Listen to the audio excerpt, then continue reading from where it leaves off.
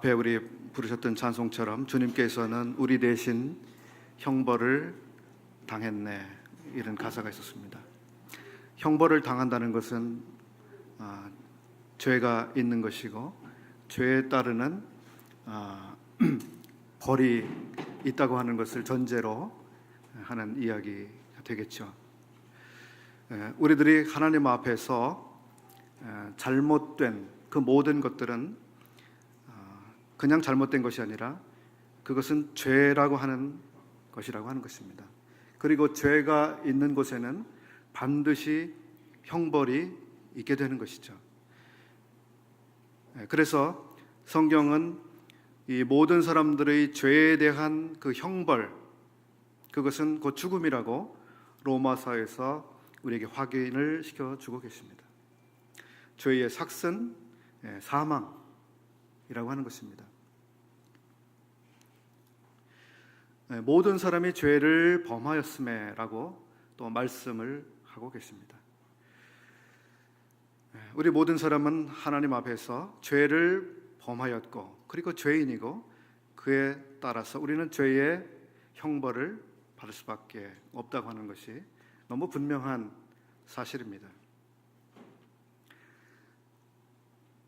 이것 때문에 우리들이 이 구원을 받아야 할 필요가 생기는 것이죠. 나의 죄가 무엇인지 그리고 죄의 형벌이 무엇인지를 모르는 사람에게 구원은 그렇게 절박한 필요를 느끼게 하지 못하죠. 죄의 문제 때문에 괴로워하고 죄로부터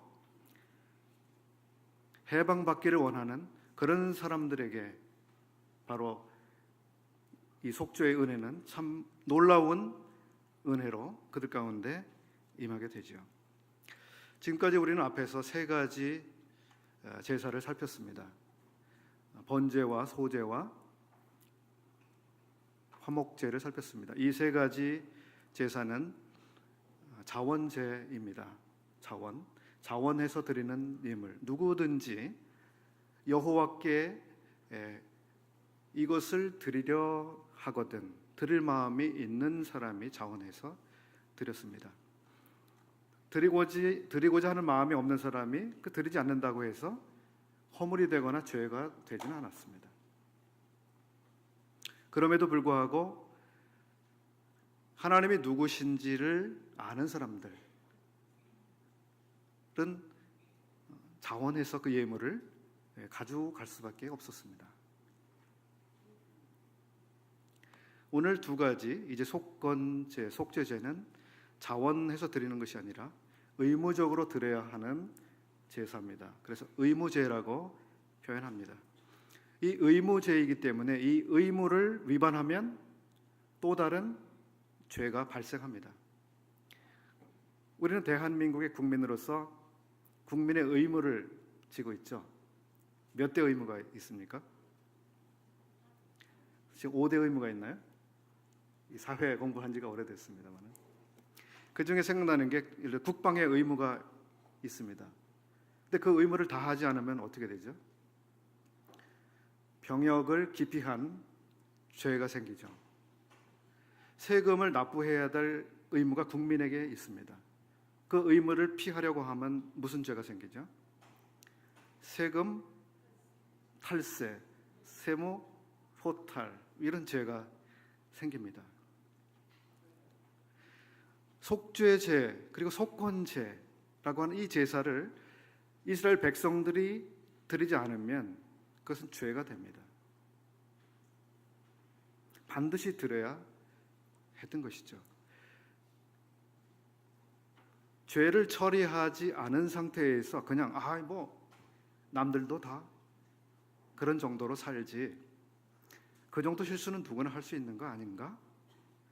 이렇게 스스로를 무마한다든지 해서 그 죄를 하나님 앞에서 분명하게 해결하고 가지 않은 그 모든 것들은 또 다른 하나님 앞에서의 죄가 되는 것입니다. 반드시 해결해야 되는 문제, 그것이 모든 사람들에게 있는 것입니다. 여기 계신 모든 분들에게도 하나님 앞에서 반드시 해결해야만 할 그 죄를 가지고 있습니다. 지금도 우리는 하나님 앞에서 해결해야 할 죄들을 매일같이 직면하고 때에 따라서는 실제적으로 우리의 삶에서 하나님 앞에서 죄를 범하기도 합니다. 그리고 다시 정결해지기 위한 그러한 오염, 더러워짐, 이와 같은 일들이 우리의 삶에서 매일같이 일어날 수 있습니다. 그래서 우리는 우리의 영원한 구원을 얻기 위해서 이 속죄죄나 속건제가 필요할 뿐만 아니라 바로 오늘 하나님과 아무런 거리낌 없는 교제의 상태를 유지하기 위해서, 하나님과의 이 평화를 누리기 위해서 이 속죄죄나 속건제의 효력이 오늘날 우리의 삶에 매일같이 필요합니다.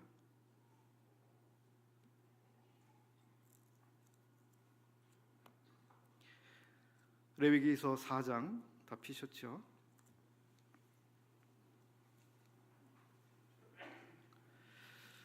1절을 읽어보겠습니다. 여호와께서 모세에게 일러 가라사대 이스라엘 자손에게 고하여 이르라. 누구든지 여호와의 금령 중 하나라도 그릇 범하였으되.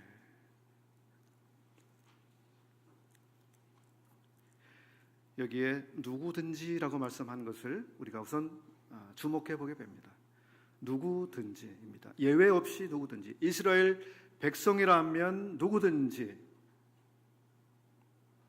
지위에 고하, 빈부에 많고 적음, 신분의 어떠함과 상관이 없이 누구든지입니다. 여기에 해당되면 그 누구든지 속죄제를 드려야 할 의무가 있습니다. 여호와의 금령 중 하나라도 해당이 되면 이라고 말씀하고 있습니다.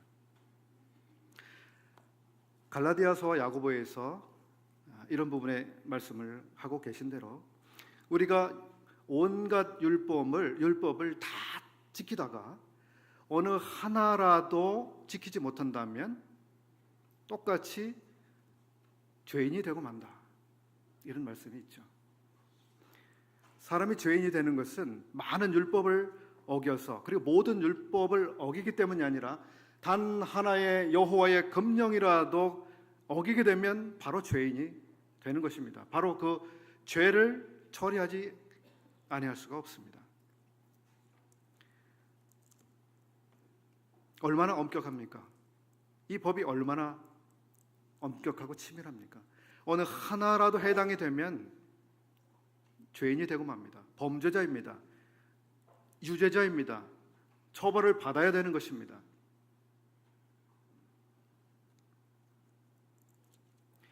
이 세상의 모든 사람들이 자기가 하나님 앞에서 어떠한 죄를 지으면서 살고 있는지를 모르는 것입니다.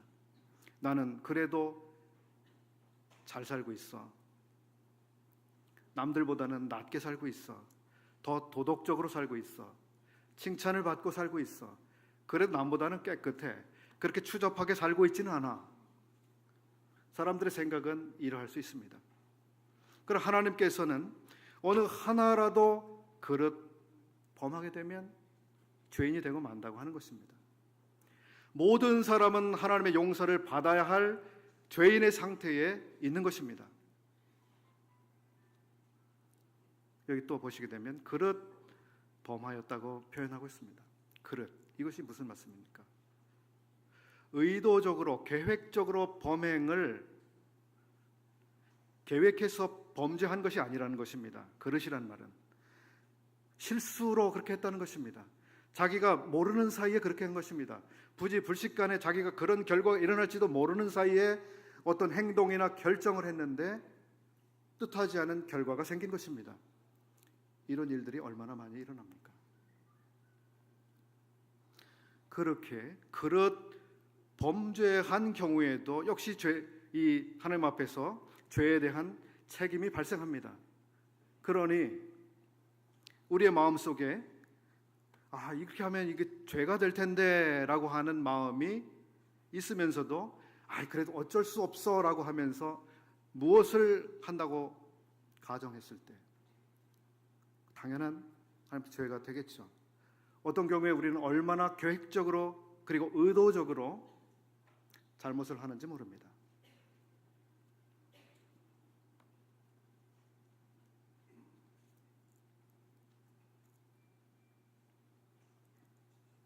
우리 모든 사람은 하나님 앞에서 정말 죄를 숨길 수 없는, 벌거벗은 것 같이 하나님 앞에서 우리의 실체가 드러납니다.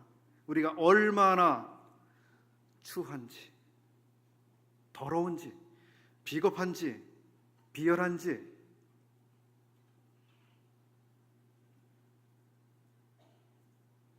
우리는 이 속죄제를 필요로 하고 있습니다.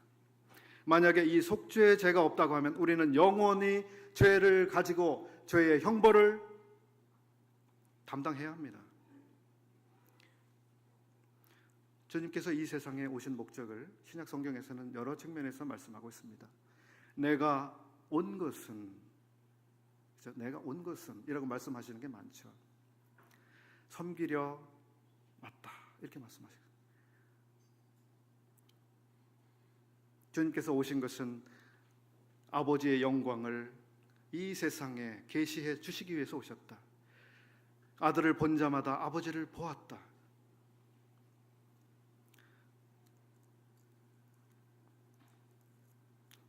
그러나 무엇보다 우리가 주목하고 잊지 말아야 하는 것은, 주님께서 오신 것은 우리의 범죄함 때문에, 우리의 죄 때문에 오셨다고 하는 것입니다.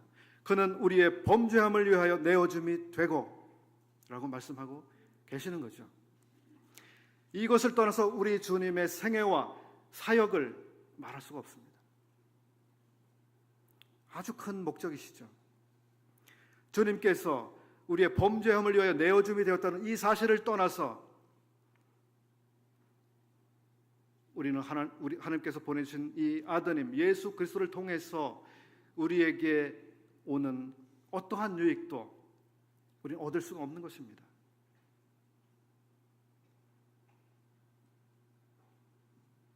마태복음 1장 21절에 아들을 낳으리니 그 이름을 예수라 하라. 이는 그가 자기 백성을 저희 죄에서 구원할 자이심이라. 왜 오셨습니까? 아들을 낳았는데 왜 낳으셨습니까? 그분이 왜 오셨습니까? 저희 죄에서 구원하시려고 오신 것입니다. 이것이 주님이 오신 목적이죠. 마태복음 20장 28절에 인자가 온 것은 섬김을 받으려 함이 아니라 오히려 섬기려 하고 자기 목숨을 많은 사람의 대속물로 주려 함이니라. 대속물이 무엇입니까? 대속물. 어떤 사람의 죄 때문에 구속되어 있는 그 사람을 그 구속된 상태에서 해방시켜 주기 위해서 대신 그 가치에 해당되는 혹은 의롭다고 하는 어떤 존재가 대신해서 바쳐지는 것을 의미하고 있습니다. 주님은 섬기시려고 오실 뿐만 아니라 대속물로 오셨습니다. 자, 레위기 4장을 다시 한번 보시게 되면 여기에는 네 부류로 죄를 말씀해 주고 있습니다. 첫 번째는 3절에서 12절까지 나오는 만일 기름 부음을 받은 제사장이 범죄하여 백성으로 죄어를 입게 하였으면 으로 시작되는 바로 제사장의 범죄 문제를 다루고 있습니다.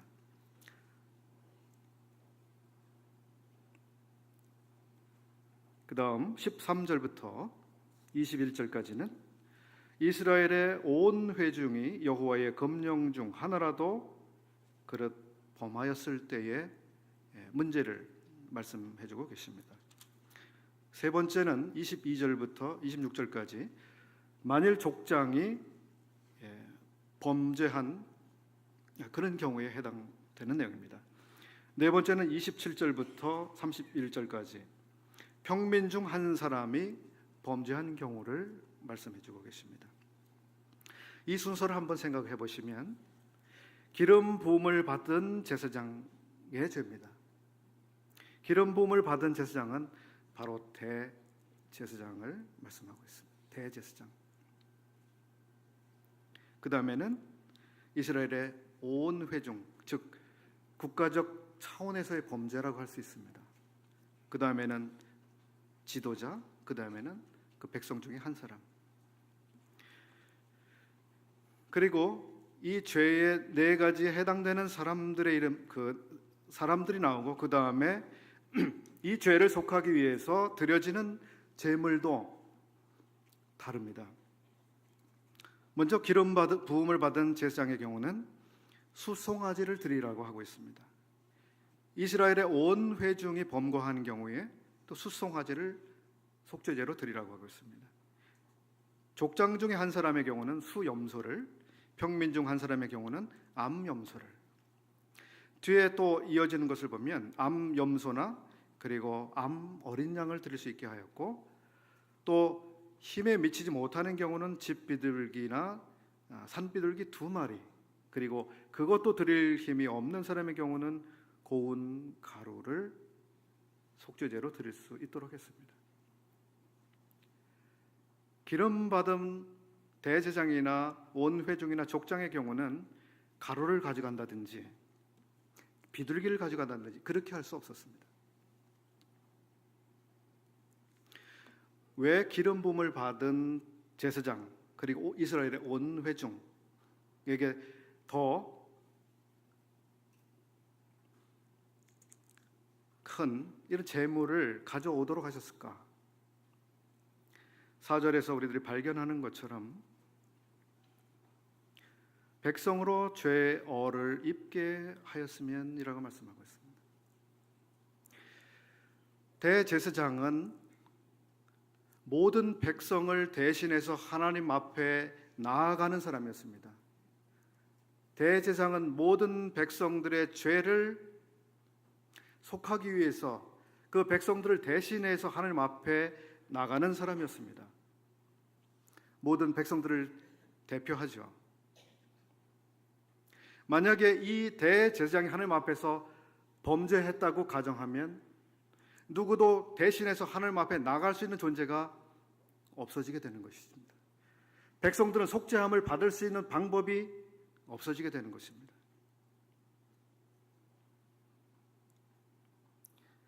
이 대제사장이 범죄하게 되면 그 한 사람의 범죄로 끝나는 것이 아니라 백성들에게 그 죄의 영향력이 다 미치게 되는 것입니다.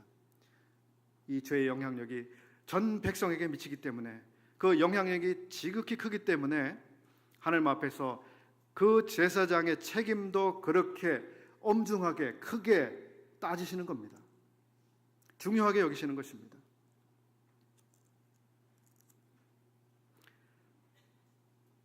왜 평민들의 죄보다 족장들의 죄를 더 중하게 말씀하시고 족장들의 죄보다 대제사장의 죄를 그렇게 중하게 취급하시는가? 그렇습니다. 그 사람에게 책임이 크기 때문입니다. 책임이 크다고 하는 것은 무엇입니까?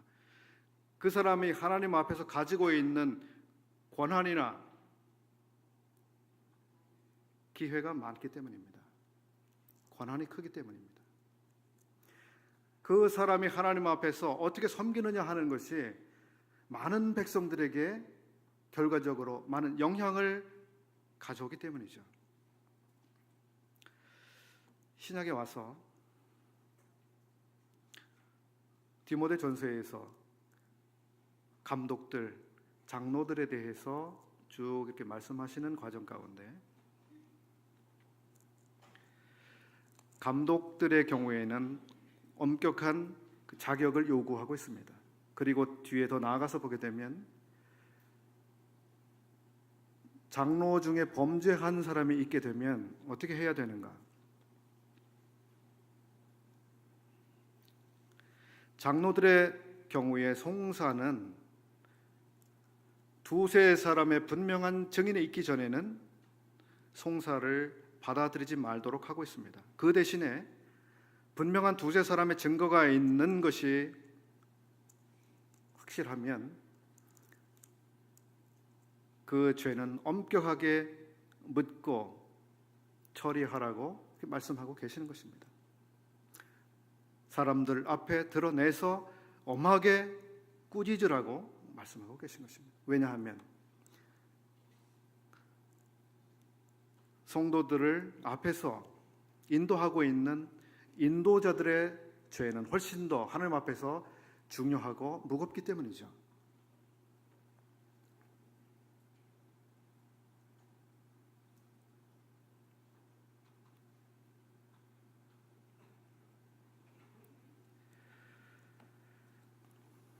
(5장 1절에) 이제 속죄제에 대해서 조금 더 말씀하고 계시는데, 이제 평민들 가운데 일어날 수 있는 여호와께 범거할 수 있는 경우를 세 가지 말씀하고 계십니다. 첫 번째는 5장 1절에 있습니다. 누구든지 증인이 되어 맹세시키는 소리를 듣고도 그 본 일이나 아는 일을 진술치 아니하면 죄가 있나니. 진술하지 않는 죄. 증인으로 불리움 받았는데, 증인으로 출석을 요구받았는데 입을 꽉 다물고 있는 경우, 그것은 하나님 앞에서 죄입니다. 두 번째는 부정함을 입게 되는 경우인데, 누구든지 부정한 들짐승의 사체나 부정한 가축의 사체나 부정한 곤충의 사체들 무릇 부정한 것을 만졌으면 부지 중에라도 그 몸이 더러워져서 허물이 있을 것이요. 3절도 부정에 대한 문제를 말씀하고 있습니다. 사체 그리고 부정한 것들과 접촉되는 문제, 이것은 처리돼야 할 죄입니다. 그 다음 4절에는 혹 누구든지 무심 중에 입으로 맹세를 발하여 악을 하리라 하든지 선을 하리라 하면 그 사람의 무심 중에 맹세를 발하여 말한 것이 어떠한 일이든지 깨닫지 못하다가 그것을 깨달을 때에는 그 중 하나에 허물이 있을 것이니, 이 중 하나에 허물이 있을 때에는 아무 일에 범과하였노라 자복하고. 이 세 번째의 경우는 맹세에 대한 문제입니다. 맹세하는 죄. 이 맹세한다는 것은 너무 성급하게 조급하게 약속을 해버리는 것과 관련이 있습니다. 내가 분명히 그렇게 할 거야. 내가 분명히 내 목숨을 걸고 그렇게 하고야 말 거야. 내가 그렇게 지킬 거야. 이런 식의 이야기를 우리가 모르는 사이에 하는 경우가 생길 수 있습니다.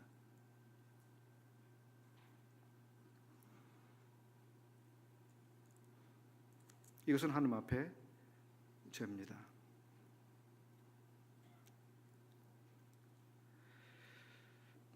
그 다음 14절 이하에 이제 속건제를 드리는 규례 이렇게 나오고 있습니다. 속건제와 속죄제, 이 차이는 무엇일까? 분명히 속건제도 죄 때문에 드려지게 되는 제사입니다.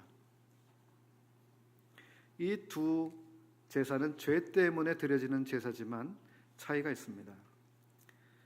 어떤 분은 이 차이를 죄라고 하는 그 자체 때문에 드려지는 제사, 이것이 속죄제라고 표현하고, 구체적으로 우리의 행위 하나하나에, 죄된 행위 하나하나를 하나님 앞에서 속함받기 위해서 드리게 되는 제를 속건제다, 이렇게 구분을 하기도 합니다.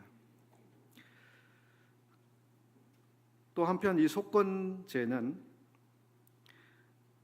보상이 이루어지는, 수반되는 죄입니다. 속죄제는 하나님 앞에서 죄를 처리하는 문제였지만, 속건제는 하나님 앞에서 죄를 처리할 뿐만 아니라 자기의 죄에 대한 가치를 구체적으로 금액으로 계산해서 지불해야 되는, 그와 같은 일이 동시에 따라야 하는 제사였습니다.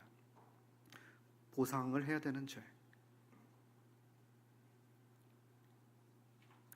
그리고 앞에서 보신 것처럼 속죄제는 죄인 자체를 다루고 있습니다. 제사장, 온회중, 지도자, 그리고 평민 중 한 사람, 죄인, 죄를 진, 죄책을 가지고 있는 어떤 사람에 대해서 그것을 해결하라고 하는 이것이 속죄죄고, 속건죄의 경우는 죄를 지은 그 사람에 대한 문제보다 죄를 지은 그 내용에 대해서 다루고 있는 이런 측면이 속건죄입니다. 그래서 죄의 하나하나의 죄된 행동에 대해서 구체적으로 보상, 변상이 이루어져야 한다고 하는 것, 이것을 말씀하고 있습니다. 우리 주님은 우리 죄를 위해서, 우리의 모든 죄의 본질을 위해서 십자가에서 돌아가셨을 뿐만 아니라 죄의 값으로 자신을 주셨습니다. 죄의 값으로. 값이 무엇입니까? 비용, 계산된 값입니다. 비용, 계산된 가치입니다. 그래서 우리 주님의 죽으심은 죄를 위한 그 자체일 뿐만 아니라 우리 죄를 해결하기 위한 구체적인 가치로서, 값으로서 지불됐다고 하는 것입니다.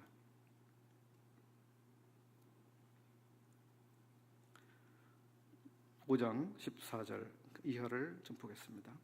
여호와께서 모세에게 일러 가라사대 누구든지 여호와의 성물에 대하여 그릇 범과하였거든 여호와께 속건제를 드리되 너희의 지정한 가치를 따라 성소의 세겔로 몇 세겔 은에 상당한 흠 없는 수양을 때 중에서 끌어다가 속건제로 드려서 성물에 대한 범과를 갚되 그것에 5분 1을 더하여 제사장에게 줄 것이요 제사장은 그 속건제의 수양으로 그를 위하여 속한즉 그가 사함을 얻으리라. 그릇 범과하였는데 이것에 대해서 너의 지정한 가치를 따라 이렇게 말씀하고 있고, 그 다음에 성소의 세겔로 몇 세겔 은에 상당한 이라고 말씀하고 있습니다. 즉 죄의 경중을 세겔의 은이라고 하는 것으로 계산해서 그 죄를 처리해야 한다고 하는 것입니다. 그래서 그 은에 해당되는 그 가치만큼 그 범과를 갚아야 되는데 양을 가져다 드려야 했습니다. 양의 가치를 구체적으로 계산을 해서 드려야 했습니다. 또 한 가지는 16절에 있는 것처럼 그것은 갚아야 할 비용이라고 하는 것입니다. 갚아야 할 비용. 죄라고 하는 것은 그냥 더럽다, 추하다, 부끄럽다, 무섭다, 처벌이 따른다는 그런 측면만 뿐만 아니라 반드시 변상해야 될 일이 생겼다고 하는 것입니다. 운전하고 가다가 누군가를 치웠습니다. 어떻게 해야 됩니까? 어떻게 해야 되죠? 그 사람을 치료해 줘야 되죠. 그 치료에 수반되는 모든 비용을 다 부담해 줘야 됩니다. 그리고 그 사람이 매일 노동을 통해서 벌 수 있는 금액을 또 금액을 계산해서 줘야 합니다. 가족들이 받은 상처에 대한 위자료도 더해서 줘야 합니다. 그냥 내가 운전을 잘못해서 당신을 다치게 만들었습니다. 잘못했습니다. 나를 용서해 주십시오. 끝났습니까? 안 끝납니다. 실제적으로 그 사람에게 비용이 지불돼야 하는 것입니다. 속건제는 바로 이런 면을 우리에게 보여주시는 거죠. 갚아야 됩니다. 우리의 죄, 우리의 범죄는 하나님 앞에서 갚아야 할 그러한 가치, 그러한 비용이 발생하는 것입니다. 우리는 하나님 앞에서 아무것도 갚지 않고 그냥 잘못했습니다 해서 해결되지 않는 것입니다. 누군가 이 가치를 지불해야 됩니다. 비용을 갚아줘야 합니다. 누가 이것을 어떻게 갚을 것인가? 16절에 또 한 가지는 5분의 1을 더해서 제사장에 주라고 하는 것입니다. 5분의 1은 20%죠. 그 뒤에 또 사람 사이에서 일어난 누군가에 대한 잘못의 경우, 또 역시 본물을 원래 주인에게 돌려주고 거기에 5분의 1을 더해서 돌려주라고 하는 내용이 또 나옵니다. 이게 속건제의 특징입니다. 원래 돌려줘야 될 그 비용, 그 물건을 그대로 주는 것이 끝나는 게 아니라 거기에 가산해서 가산금을 20%나 더 줘야 하는 것입니다. 그런데 보십시오. 16절은 여호와께 범거해서 속건 제물을 드려야 되는데 이 경우에도 20%를 여호와께 더 가져가서 드려야 한다고 하는 것입니다. 20%를 더 줘야 되는 것은 사람들 사이에서 일어난 그런 부당한 이득이라든지 변상해야 될 그런 내용뿐만 아니라 여호와 하나님 앞에서도 내가 범한 죄를 그 가치만큼 갚아야 할 뿐만 아니라 초과해서 더 갚으라고 요구하시는 것입니다. 하나님은 비용을 계산하고 계신 거예요. 철저하게 비용을 계산해서 이만큼 내가 갚아야 한다고 하는 것입니다.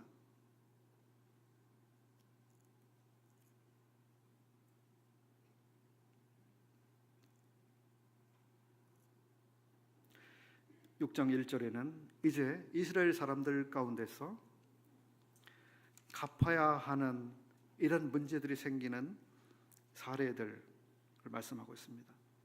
여호와께서 모세에게 일러 가라사대 누구든지 여호와께 신실치 못하여 범죄하되 곧 남의 물건을 맞거나 전당 잡거나 강도질하거나 늑봉하고도 사실을 부인하거나 남의 잃은 물건을 얻고도 사실을 부인하여 거짓 맹세하는 등 사람이 이 모든 일 중에 하나라도 행하여 범죄하면 이는 죄를 범하였고 죄가 있는 자니 그 빼앗은 것이나 늑봉한 것이나 맡은 것이나 얻은 유실물이나 무릇 그 거짓 맹세한 물건을 돌려보내되 곧 그 본물의 5분의 1을 더하여 돌려보낼 것이니.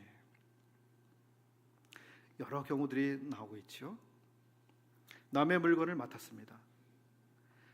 자, 누군가 저에게 다이아 반지를 맡겼어요. 이거 내가 당신한테 한 달 동안 맡겨두고 내가 어디를 좀 갔다 와야 되겠어. 내가 가져갈 수 없으니까 당신한테 믿고 내가 맡겨두고 갈게. 그런데 제 안에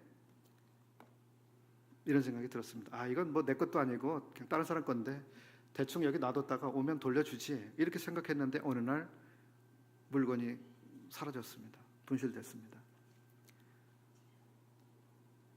맡은 사람으로서 성실하게 남의 물건을 관리하고 책임져야 할 위치에 있던 사람이 그것을 못한 것입니다.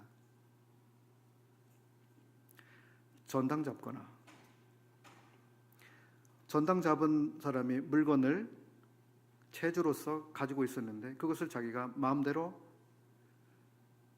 하는 경우 문제가 되죠. 강도, 늑봉 뭐 이런 건 말씀을 드릴 필요도 없이 하나님 앞에서 죄죠. 근데 이 죄들이 어떻게 취급되고 있는가? 여호와께 신실치 못하여라고 말씀하고 있습니다. 여호와께 신실치 못하여. 이것은 사람들 사이의 신뢰 관계를 깨트린 범죄입니다. 분명히. 그죠? 어떤 사람과 어떤 사람 사이에 신뢰 관계가 깨진 거예요. 믿고 맡겼습니다. 근데 맡겨진 그게 그 가치대로 그대로 보존되지 않았습니다. 어딘가 사라지거나 망가지거나 혹은 자기 마음대로 임의로 처분했다든지 혹은 100을 주었는데 10을 자기가 은근히 빼돌렸다든지 수많은 형태의 이 신뢰를 파괴시키는 이런 범죄가 사람들 사이에 일어날 수 있습니다. 많은 회사에서 경영자들 혹은 직원들이 무엇을 합니까? 횡령 같은 사건들이 일어납니다. 공금을 슬쩍 하는 일들이 생깁니다. 이것은 그 자체로 범죄지만 그 성질에 있어 기본적으로 사람들 사이의 신뢰 관계를 파괴시키는 범죄입니다. 어떠세요, 우리 성도님들? 믿을 만한 분이신가요? 난 그래도 믿을 만한 사람이야. 누군가와 약속을 하면 잘 지키지.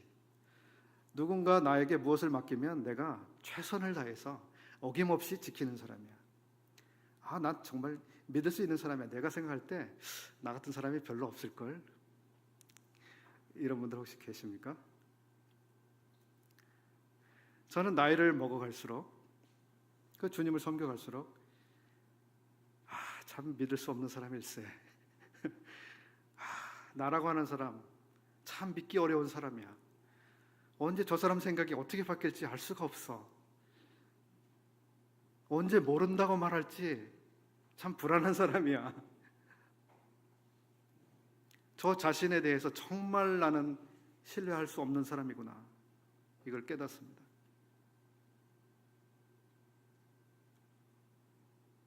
여기 백성들 가운데 발생하는 이 모든 죄들은 사람과 사람 사이의 신뢰를 깨뜨리고 파괴시켜서 그 사회로 하여금 사람과 사람 사이를 믿지 못하게 만드는 결과를 만들어냅니다. 전체적으로 이스라엘 나라, 하나님의 백성들의 그 사회는 서로 믿을 수 없는 사회. 내가 누구를 믿어? 나만 믿을 수 있지? 요즘 사람들의 생각이 그렇지 않습니까? 아무도 못 믿지? 자식도 남편도 아내도 누구도 믿을 수 없다고 사람들이 요즘 생각하지 않습니까? 이스라엘 사회에서 이러한 사람들과 사람 사이의 신뢰를 깨뜨리는 이것은 중요한 문제입니다. 여호와 앞에서 이것은 범죄입니다. 이것은 사람들 사이의 신뢰 문제뿐만 아니라 여호와께 신실치 못했다고 분명하게 지적을 해주고 계시는 것입니다. 우리가 사람 사이의 신뢰를 깨는 것은 곧 하나님께 대한 신뢰를 깨뜨리는 결과를 가지고 오는 것입니다. 그래서 반드시 속건제를 통해서 사람들과의 그 문제를 해결할 뿐만 아니라 하나님과의 신뢰를 다시 회복해야 되는 그 상태에 들어가게 되는 것이죠. 우리는 사람들에게 잘못한 것이 사람들에게 잘못한 것으로 끝나는 것이 아니라는 것을 기억해야 합니다. 내가 누군가에게 피해를 주고 누군가에게 손해를 끼치고 이것은 어떤 사람에게 손해를 끼친 그것으로 끝나는 것이 아닙니다. 하나님께 대한 범죄가 되는 것입니다. 반드시 해결해야 됩니다.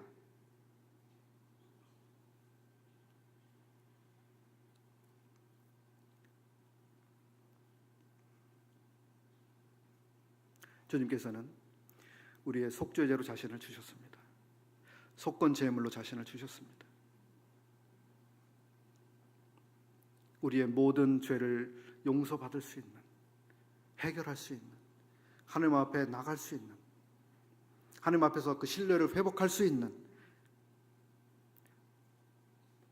그 능력과 그 근거를 다 만들어 놓으셨습니다. 중요한 것은 우리의 삶에서 만약에 우리가 범죄했다고 하는 그 사실을 나중에 알게 되면 어쩔 수 없었어 하는 것이 아니라 범과했음을 인정하고 그것을 처리해야 하는 것입니다. 사람들과의 문제를 바로 잡아야 할 뿐만 아니라 하나님께 나가서 나의 죄, 나의 범과를 위해서 주신 주님의 영원한 속죄의 능력, 영원히 우리 죄를 위해서 갚아주신 주님의 보상, 그것을 기억하면서 주님 앞에 우리의 죄를 자백하고 저를 용서해 주십시오. 저를 깨끗게 해 주십시오. 저와의 관계를 다시 회복시켜 주십시오. 화목한 상태로 그렇게 회복시켜 주십시오. 그것을 하나님 앞에 나가서 그렇게 해야 하는 것입니다. 죄가 죄를 낳는 상황에 대해서 아까 말씀을 드렸습니다. 죄가 죄를 낳는 상황. 우리가 하나님 앞에서 이것이 범고한 사실을 어느 시점에 알게 됐는데도 불구하고 그냥 넘어가면 그것은 큰 문제가 되는 것입니다. 그 문제가 쌓이게 되면 우리의 양심이 둔해집니다. 더 나아가서 화인 맞게 되는 것입니다. 그렇기 때문에 나중에는 내가 하나님 앞에서 범죄한 그 많은 일들에 대해서도 자연스럽게 합리화하게 되고 전혀 하나님 앞에서 고통을 느끼지 못하게 되는 것입니다. 어제 어떤 청년과 침례를 위해서 상담을 하게 됐는데 이 청년이 이단에 빠졌던 청년입니다. 그 이단 집단에 대해서 이런 이야기를 했습니다. 제가 볼 때 그 집단은 거기에 속한 모든 사람들뿐만 아니라 그 전체가 완전히 양심에 화인 맞아버린 그런 상태 같습니다. 자기들이 무엇을 숨기고 왜곡하고 감추고 많은 잘못을 하고 있음에도 불구하고 그것을 정당화하고 합리화하고 우리는 이것이 하나님 앞에서 잘하고 있는 것이야, 이렇게 할 수밖에 없어, 하나님도 이걸 인정하셔, 그런 마음으로 거기에 머물러 있다고 하는 것입니다. 아무도 거기에 안에 있는 사람들이 우리가 하나님 앞에서 이것은 잘못됐다라고 말하지 않습니다. 그런 상태에 있다고 하는 거예요. 그 사람들이 처음부터 그렇게 된 것은 아닙니다. 거기에 들어간 어떤 사람도 처음에는 양심이 괴로웠을 것입니다.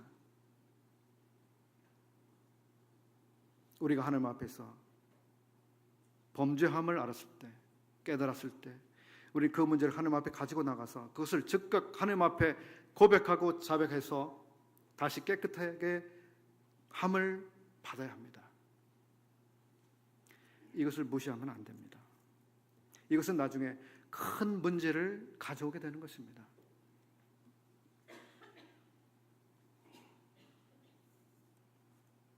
이사야서 53장 10절 말씀을 펴보겠습니다.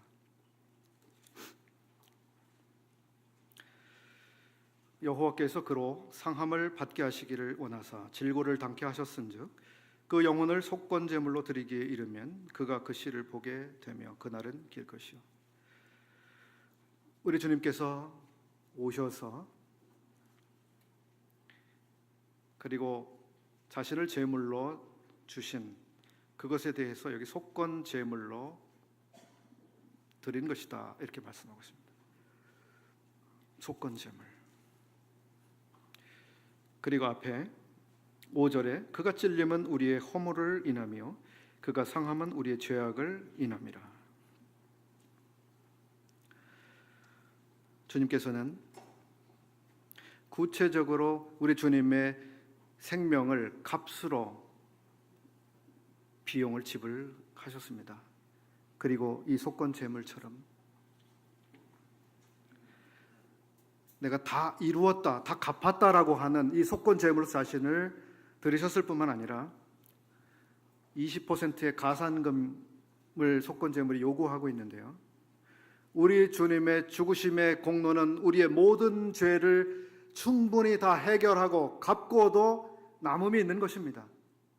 모든 사람의 죄를 완벽하게 처리해서 하나님 앞에서 그 의를 얻게 해주실 뿐만 아니라 그것을 넘어서 훨씬 더 우리에게 남은 그 놀라운 효력이 있는 것입니다. 이것이 우리 주님의 죽으심의 값의 효력입니다.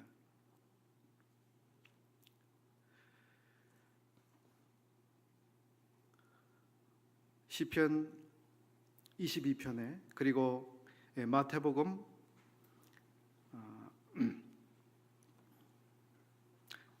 22장인가요? 시편 22편을 펴보겠습니다. 1절에 내 하나님이여 내 하나님이여 어찌하여 나를 버리셨나이까? 어찌하여 나를 멀리하여 돕지 아니하옵시며 내 신음한 소리를 듣지 아니하시나이까?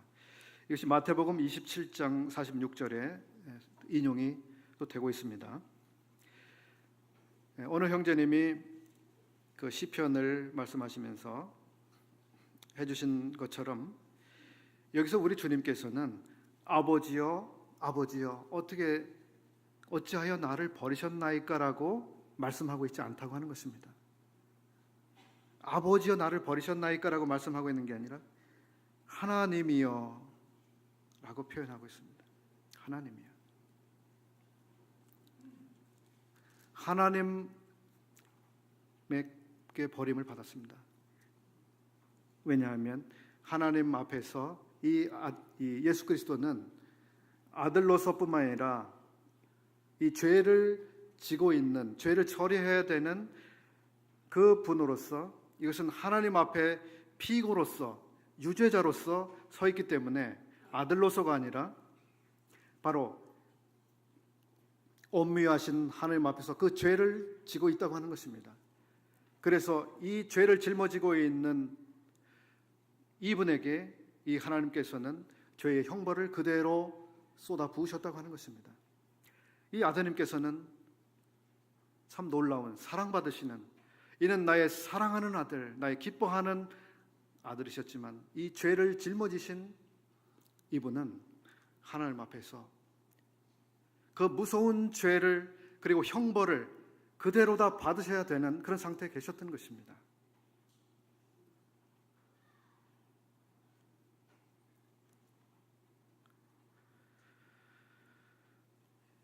누가복음 19장에는 삭개오라고 하는 사람이 나옵니다.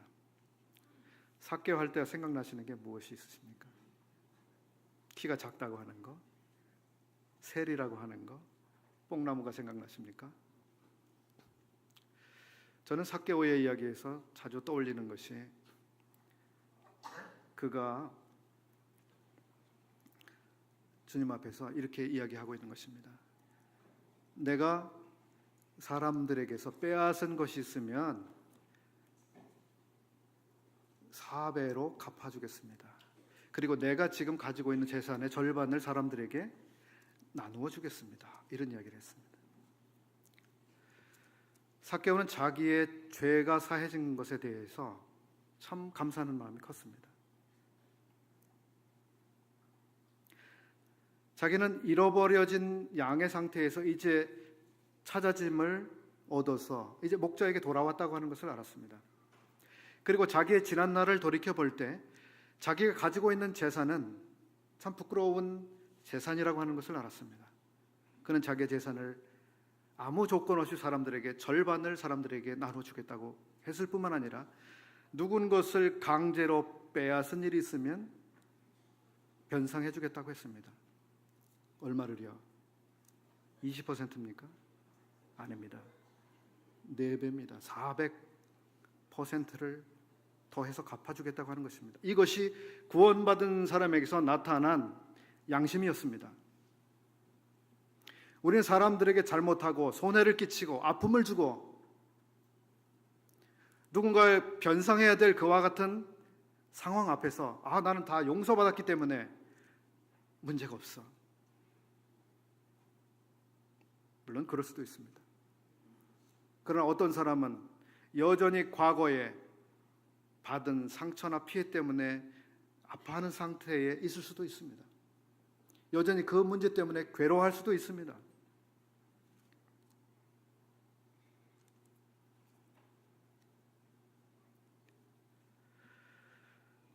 마태복음 18장 21절부터 35절까지는 어떤 사람이 너무 많은 빚을 진 사람의 이야기가 나옵니다. 너무 많은 빚. 얼마나 빚졌죠? 1만 달란트의 빚을 졌습니다. 근데 그 사람은 누군가에게 아주 조금의 그 채권을 가지고 있었습니다. 이 사람이 어마어마한 빚을 어느 날 탕감받았습니다.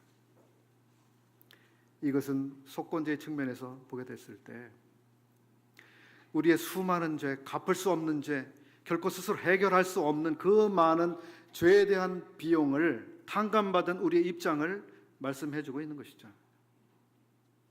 그 사람이 자기에게 잘못한, 범죄한 어떤 사람에 대해서 어떤 마음을 가져야 되는가?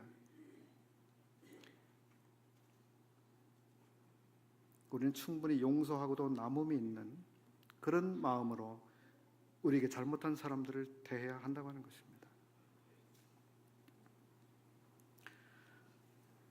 시간이 되어서 여기까지 하고 마치겠습니다. 기도하겠습니다. 아버지 하나님, 속죄 제물로 우리를 위하여 자신을 주신 이 놀라운 은혜를 감사드립니다. 또 속건제물로 우리의 모든 죄의 값을 갚아주신 것을 감사드립니다. 아버지 하나님, 저희들이 이 공로에 의지해서 영원히 속죄함을 얻었을 뿐만 아니라 매일의 삶에서 정결함을 입고 하나님과 동행하는 이 놀라운 은혜를 입었음을 고백합니다. 참 감사합니다. 우리의 매일의 삶에서 그릇 범고하여 또 부정함을 입을 때마다 주 앞에 나가서 주님의 이 놀라운 희생의 공로에 기초해서 우리 죄를 자백하면 미쁘시고 의로우신 우리 주께서 우리를 깨끗하게 하시고 우리를 회복하시는 이 놀라운 은혜를 감사드립니다. 참 주님, 우리가 이 공로를 의지해서 매일같이 우리의 평생에 살아갈 수 있는 것을 감사드립니다. 또 우리가 이러한 주님, 자신을 아낌없이 주신, 그리고 온전히 주신, 우리의 모든 것을 해결하고도 남음이 있는 이 놀라우신 분을 친히 주신 주님을 찬양합니다. 주님을 영원히 사랑하며 감사하며 찬양하며 주 앞에 우리 자신을 더욱더 드리는 이와 같은 성도들이 되기를 원합니다. 이 시간 함께 하심을 감사하며 우리 주 예수님의 이름으로 기도하옵나이다. 아멘.